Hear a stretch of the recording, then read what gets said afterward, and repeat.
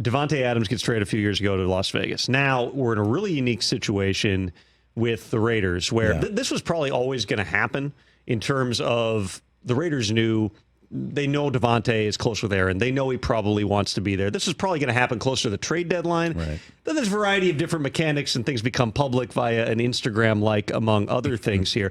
But the power dynamics seem to have shifted at least somewhat in terms of the willingness of players to use leverage in situations. We saw it with Brandon Ayuk recently.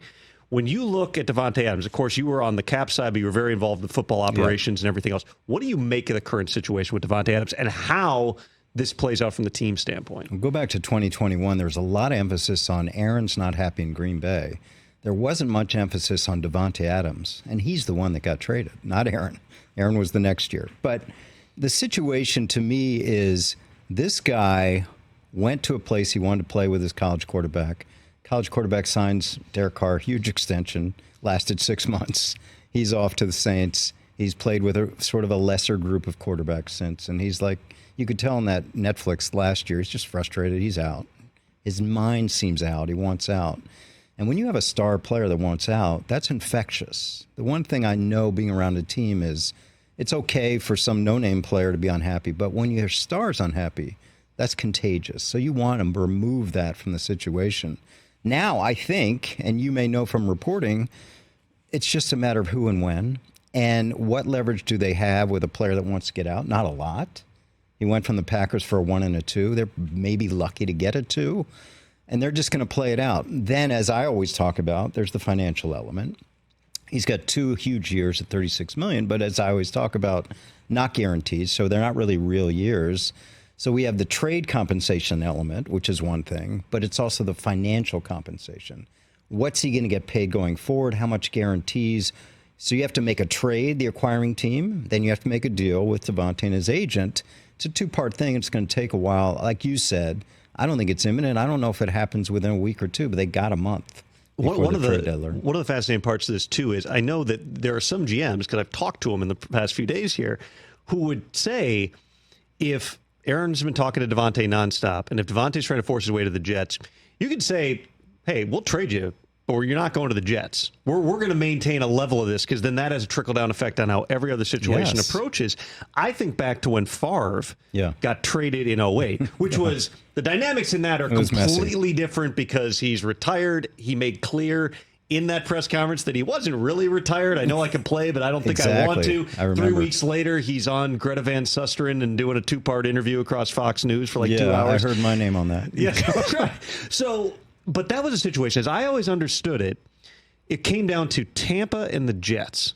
Favre wanted to go to Tampa in part because I think they played the Packers in week 4, and then Ted Thompson traded him to the Jets, and the Jets had to convince him to go there. Am I remembering that correctly? And what were the dynamics in that situation? I think you got to wait for some of that till my book one day. But I do think the team we were most worried about was not Tampa. It was Minnesota. Right. The Vikings, where he really wanted to go. And that was exactly that Darryl mentality. Bevell was there, his former coordinator, and he had an affinity for going there for a lot of reasons. One, to get back at the Packers. But the trade was actually written out as the Jets could not trade him back to an NFC North team, at least for a year.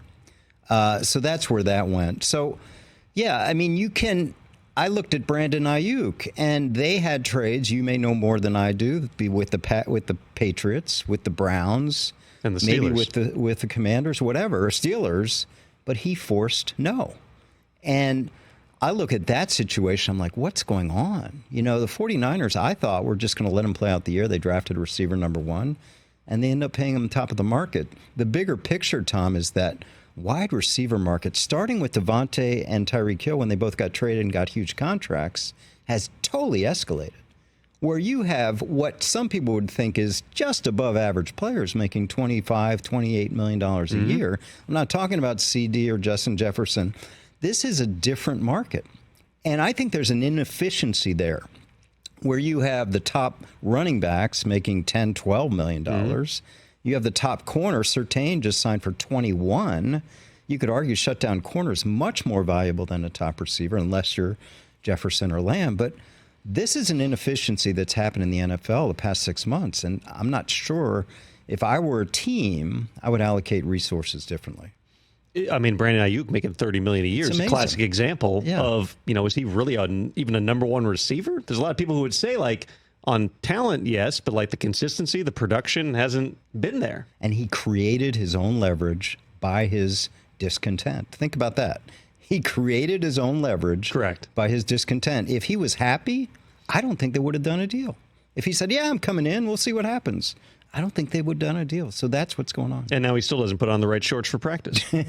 Well, 49ers probably regret it. Catch the Rich Eisen Show every single day on the Roku Channel, 12 to 3 Eastern, for free.